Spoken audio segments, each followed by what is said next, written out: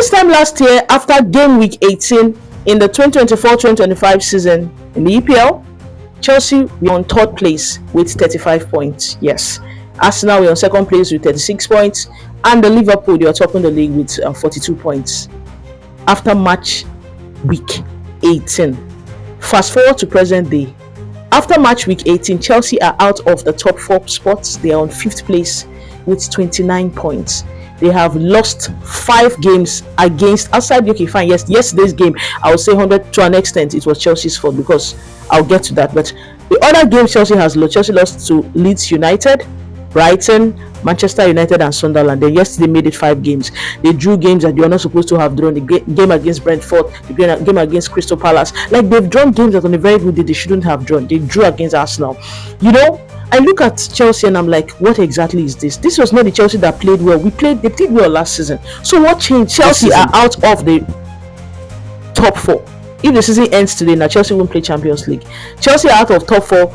18 games played, 29 points gotten. You actually say, what exactly is the problem with Chelsea Football Club? Is it Maresca's fault? Is it the players or the sporting directors? When you look at other teams, the other teams in the top 4, can this group of players play in Arsenal? That's the question. Outside Cole Palmer and probably Reece James, is there another player in this Chelsea's team, or maybe Caicedo to an extent is debatable? Yes, not even debatable. Caicedo, Reece James, and Cole Palmer. Those are the 3 players that I know that can make it or walk into any team in the top 4. Yes, at least they'll be in the start. If not, even if they don't start, they'll be in the bench. As in, anyhow. But outside these 3 players I just mentioned, is there any other person in those 3? Is there any other person in Chelsea's squad that can walk into any other team? I want to know. Of course not. So, is it down to the coach? I know Maresca has his own fair share because his substitutions, most times they bounce back. Because yesterday, I don't just understand the kind of substitutions he made. But is it because of those substitutions that Chelsea lost that game? I don't think so. First half, Chelsea dominated Aston Villa.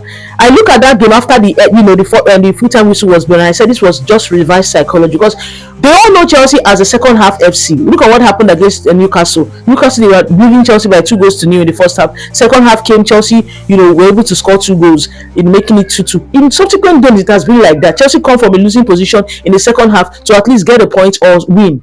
It has been like that. So Unai Emery studied this Chelsea tactics and decided to use it to his own benefit. First half, Chelsea switched on. They were controlling everything. They had over 71%, ball possession. They had expected goal XGs and everything. They had shots on target, 3 shots on target and 3 off target. So they had a total of 6 shots. It was just 1 that went in. Aston Villa never had any shot on target or off target. Aston Villa, they were not good at all in the first half. It was so black. It was just, you can see 0, 0, 0, 0, 0, 0, everything. Chelsea had the point. I know the number of times, it was unhealthy number of times that Garnacho had the ball. But as a winger, can't you do a 1v1? Come on! I started missing Willian out of all of a sudden. I started missing Hazard. I started missing Pedro that came from Barcelona. I started missing these guys. Arjen Robben, Frank, Ribery. Those guys that, take a player 1-on-1. Garnacho will hug the line, then cut it, give the ball back. You could not take 1-on-1. So why are you a winger if you can't take players 1-on-1? At the other side of the divide, at the other side, you have a Peroneto. Anytime he has the ball, his head is on the floor. He doesn't look up. He just takes the ball and keep running without, like an ostrich that doesn't have his head, an ostrich that doesn't know where he is going.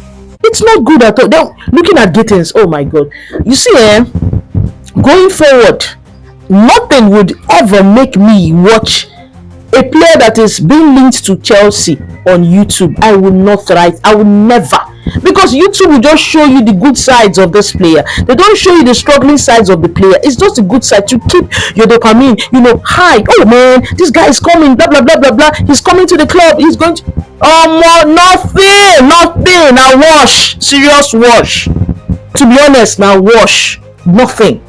Look at Gittins yesterday. I don't want to talk about the lap. To take, I made this. I did. God, I hailed this guy. I was hyped.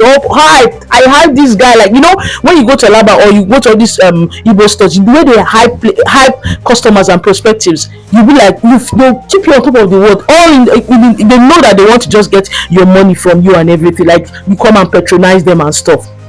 I hyped I was calling him the lap one night. I was calling the lap all gone. I gave him a middle and he won them for crying out loud. Look at the lap yesterday now. The lap came in at the 60 something minutes, 68 minutes. And less than 5 minutes, he got a yellow card. The lap has more yellow cards than the number of goals he has scored for Chelsea. He has red card. Like, you were out injured for a number of times. You came back. Everybody was excited that you were back. And what did you do in the first game you played? You got a red card, a straight red. You went out, came back again. It's just been yellow card. People are saying it is a number. I don't think it's number 9. A player that is not serious is not serious. It's not about the number. I don't believe in all this. I don't believe in all that. A player that is not serious is not serious. Someone called him a remote worker, and I can't agree more. Like, I couldn't agree more. He's as though he does remote work and he attends Zoom classes because he's not serious. He's not serious. Look at Joe Pedro. Joe Pedro decides when he turns up. I know we scored a goal yesterday, but the goal, come on. It doesn't, like, there's nothing exciting about this Chelsea side. The players are not doing well. MARESCA is not, it's not doing well at also. Then the sporting directors, look at the kind of players. How do you expect this kind of players to win? I know we won in the Conference League. We also won the World Cup. I know. But you don't expect these players. You need reinforcement. You need players with experience. We don't have that. And that is what is costing us this season. It doesn't make sense. Support this manager, or you let him go and bring somebody that you can, someone that I don't understand, someone that can make it right with the players. You say you don't want to buy experience, because right now it's not looking good at all. Second half, it was we started second half well, but we couldn't score. At the 64th minute, it was all Aston Villa. We never had any shot on target in the second half. There was no shot on target in the second half for Chelsea. It was all Aston Villa. Aston Villa dominated. That half, Chelsea used to dominate. They dominated that half. A striker with experience, Oli Watkins, came in and scored 2 goals. Our own striker came in and collected yellow. Oh God. Striker enter, collect yellow card. Striker when no waiting, he want to enter, collect 2 goals, win game for his team. Our own collected yellow card. He was like, Omo, it's not fun being a Chelsea fan presently. To be honest, it's not fun at all. They need to fix this club. They need to fix it because it's not looking good. Chelsea on the 30th, that's on Tuesday next week by 8:30, we'll be playing against Bournemouth. Bournemouth, they've been appalling for a very long while now. They've lost in their last 5 games. They've had just one draw, like 4 defeats. Watch them turn up. Watch them play as prime Barcelona against Chelsea, and watch Chelsea, like shrink like vegetable where they pour hot water on top. It's not looking good. We play Bournemouth on the 30th, the last game of the year, and the first game of the year of 2026. They play against an informed Manchester City side. Manchester City side that is scoring goals like water. They've won 8 straight games now. Man United that everybody was dragging. Man United are now on 6 play, the same point with Chelsea. Liverpool that started the season well and deviated. Liverpool started the season well. After 5 games, they fell down. They fell. They've now picked themselves up and they are ahead of Chelsea. They're on 4th place. Chelsea, you've been just imagine losing to Leeds United, losing to Sunderland, 2 teams that came from the relegation, that came from Championship. You lost to 2 of them. You lost to, if probably maybe we won these 2 games now, that's 6 points, and 1 yesterday. Even if we withdrew yesterday's game, it would have made sense. But it's not. Elong. I know the transfer market will be opening very soon. These owners should sit down and ask themselves questions. How do we go from here? I understand we have a template of players, young players, blah blah blah, but then we need to compete, and you don't compete with small children. To be honest, there is no team. People say Barcelona, the players they have didn't come from different places. They came from the academy, La Masia Academy. So they know the template is same. You come from the academy, you slot. It's like plug and play. Chelsea, we are bringing players from different places. We brought Garnacho, we brought Gittins, do you understand? Players with different profiles coming into a particular a team. It will take time for them to blend and everything. But there is no time. Every day we're going to play games from now till March before any international break comes forth. How do we survive? How exactly? If you do anyhow, you see anyhow. If Chelsea loses like 2 games again, you see themselves, they will find themselves in 15 because other teams they've picked their pace. They are winning games for fun. They are now winning games. That is why the EPL is very, very competitive. If you snooze, you lose. Ha! MARESCA and co, they should fix it because next, I don't think I'm watching that Man City game because I don't want anything that will just spoil my new year. I don't want anything that will spoil my new year. They need to fix it up. It's not looking good. Last season we struggled. It was at the last game of the season that was against Ipswich. Chelsea struggled, but since Chelsea played Barcelona, just won in their last 6 games. Just one game they've won. That's the game against Everton. It's not been looking. It's either we are drawing or we are getting a defeat. It's not looking good. They need to win Bournemouth and they need to somehow find a way to win Manchester City.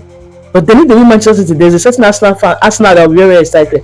So anyhow they want them, maybe they just win after the 2 games. Let us know how they will do their thing and get points. Because it's not looking good. You can't be on 29 position for as in 29 points for how many weeks now? It's not looking good, I beg. I want to know your opinion because I've been talking a lot. Is it MARESCA's fault? Should MARESCA be sacked? Is it the players' fault? What kind of players do you think would come in, or which manager do you think would come in and steady this sinking ship that is called Chelsea Football Club? Is it the owners? Should they get a good sporting director? Are they to get good sporting directors? Because obviously the ones we have, I don't know what is wrong with them. Lawrence Stewart and the other Stanley, whatever his name is, they're not. I don't know. What are your opinions? Kindly state your opinions in the comment section. Don't forget to subscribe to my YouTube channel. I want to use the opportunity to say thank you so much. Thank you very much, everyone that has supported this brand. Henceforth, next year, watch out for this brand. We are going global. Next year, we are going global. Thank you very much. My name remains Iberi and enjoy the rest of your Sunday. Hope you went to church. Have you eaten Sunday rice? Thank you very much, guys. Peace out. Bye.